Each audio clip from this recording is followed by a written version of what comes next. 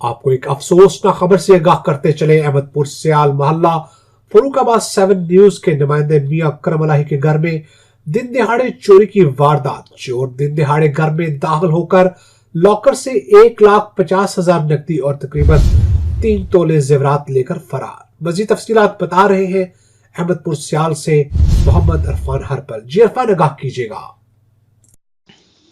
जी बिल्कुल, अहमदपुर सियाल शहर मोहल्ला फरूखाबाद 7 न्यूज के नुमाइंदे मियां करम इलाई के घर दिन दहाड़े चोरी की वारदात। चोर दिन दहाड़े घर में दाखिल होकर लॉकर से 1,50,000 नकदी और तकरीबन 3 तोले सोना जेवरात लेकर फरार। पुलिस थाना अहमदपुर सियाल को इतला मिलने पर मौके पर पहुंचकर तफ्तीश शुरू कर दी। कैमरामैन टीम के साथ मोहम्मद इरफान हरपल, City 5 TV, अहमदपुर सियाल।